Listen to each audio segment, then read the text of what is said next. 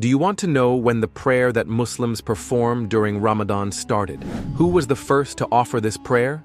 Yes, the Taraweeh prayer, which is a special worship for Muslims. According to Hadith, the person who stands in prayer during the month of Ramadan with faith and seeking reward will have their past sins forgiven. If you are looking for answers to all these questions, then this video will explain in detail when Taraweeh started. Let's get started. The beginning. It all started over 1,400 years ago, during the time of the Prophet Muhammad, peace be upon him. One night, during the holy month of Ramadan, the Prophet felt a deep desire to connect more with Allah. He decided to go to the mosque late in the evening for extra prayers. This was not a common practice yet, but something special he felt compelled to do during this blessed month. It was a very quiet night, and the Prophet started to pray alone in the calm and peace of the mosque.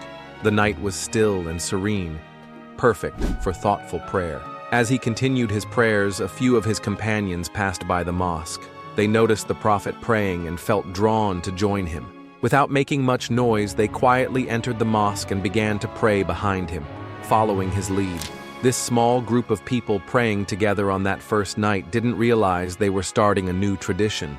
This was the very beginning of what we now call the Taraweeh prayer, which would become a cherished practice during Ramadan for millions of Muslims around the world. The next night, more people joined in. Word had spread that the Prophet was praying special night prayers at the mosque. By the third night, even more people gathered, eager to pray with the Prophet. The mosque was full of followers wanting to pray together, drawn by their love for Allah and their respect for the Prophet. The Prophet was pleased to see so many people joining him, but also thoughtful about the future.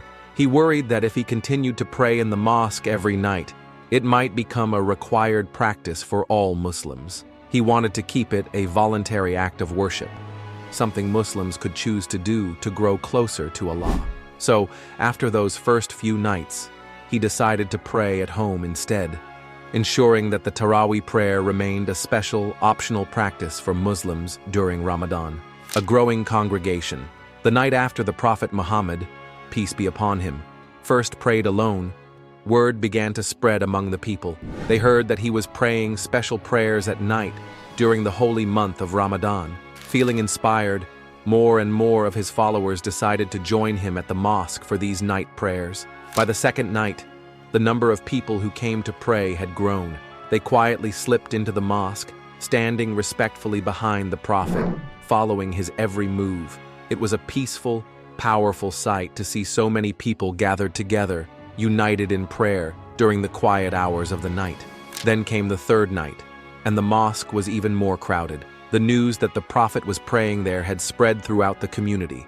Now, the mosque was filled to the brim with believers eager to share in this special time of worship.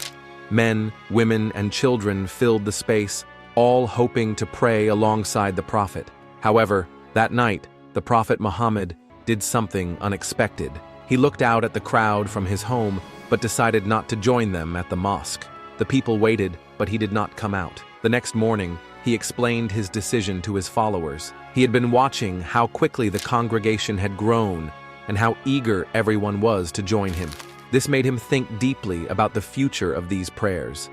He explained that he chose not to pray at the mosque that night because he was concerned. If he continued to lead the prayer every night, there was a risk that this voluntary prayer might start to be seen as compulsory, a required part of the religion. He did not want this to happen. The Prophet wanted the Taraweeh prayer to remain a special, voluntary act of worship. He wanted it to be something that Muslims chose to do out of love and devotion, not because they felt it was mandatory.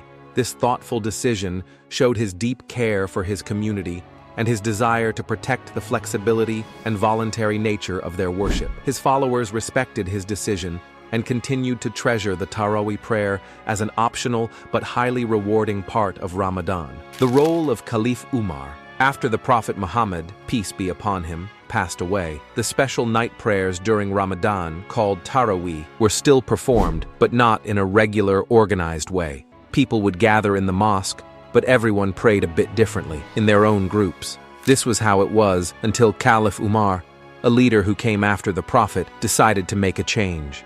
Caliph Umar was known for his strong leadership and deep respect for the traditions of Islam.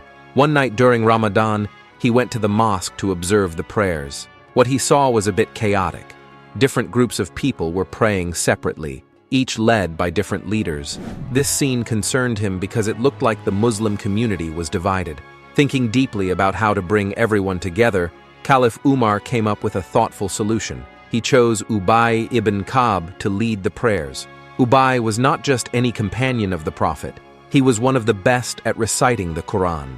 His voice was clear and beautiful, and his understanding of the Quran was deep. By having Ubay lead, Umar knew that everyone would follow the same pattern of prayer, which would help unify them. That night, instead of praying in separate groups, everyone gathered together behind Ubay ibn Ka'b. This change brought a wonderful sense of unity and harmony to the mosque. Seeing this, Caliph Umar felt that he had made a good decision. He called this change a beautiful innovation. It's important to note that he wasn't saying the prayer itself was new or invented. Taraweeh had always been a part of Muslim practice since the Prophet's time. What was new was the way it was organized, everyone praying together as one big group. Caliph Umar's decision had a lasting impact. It helped the Muslim community feel more connected and strengthened their sense of belonging and unity. From then on, during Ramadan, Muslims would come together to perform Taraweeh prayers in one large congregation, following a single leader. This practice of unified prayer helped maintain the spirit of community and cooperation among Muslims, echoing the unity and peace that Islam teaches. The significance of Taraweeh today. Today, all around the world, Muslims come together during the holy month of Ramadan to perform a special prayer known as Taraweeh. Although this prayer is not required, it holds great importance and offers many rewards to those who participate. This practice is a testament to the unity and devotion found within the Muslim community. Taraweeh is performed only during Ramadan, after the last daily prayer at night. It's a time when mosques become full of life and activity long after the sun has set. Families, friends, and even strangers stand shoulder to shoulder in long rows, creating a strong sense of community and belonging. One of the most remarkable aspects of Taraweeh is the recitation of the Quran, the holy book of Islam. Throughout Ramadan, reciters, who are often very skilled in Quranic recitation, read aloud portions of the Quran each night. The goal is to complete the recitation of the entire Quran by the end of the month. This makes each night a spiritual journey through the words of Allah, which were revealed to the Prophet Muhammad. Muslims believe that praying in congregation, like in Taraweeh, brings a reward 27 times greater than praying alone. This belief encourages many to attend, despite the late hours and the length of the prayers, which can include up to 20 units, called rak'ahs. The experience is not just about following a ritual, but about living a communal act of worship that enhances their faith and connection to God. The diversity of practice. During the holy month of Ramadan, the Taraweeh prayer is a special time for Muslims around the world. However, not all Muslims perform this prayer in exactly the same way. The number of units, or rak'ahs, that are prayed during Taraweeh can vary depending on where you are and what tradition people follow. Most Sunni Muslims traditionally pray 20 rak'ahs during Taraweeh. This is the number that many people believe was practiced under the leadership of Caliph Umar, who helped organize the prayer in a more unified way. But in some parts of the Muslim world, the number of rak'ahs is less. Often, it's 8. This variation is based on different interpretations of religious teachings and the examples set by the Prophet Muhammad and his companions. In some communities, the exact number of rak'ahs is less important than the act of coming together to pray. What really matters is the spirit behind the prayer. Taraweeh is about more than just performing physical acts of worship. It's a time for deep reflection, spiritual renewal, and strengthening the bonds within the Muslim community. Now, I have a question for you all. What unique Ramadan traditions do you observe in your community?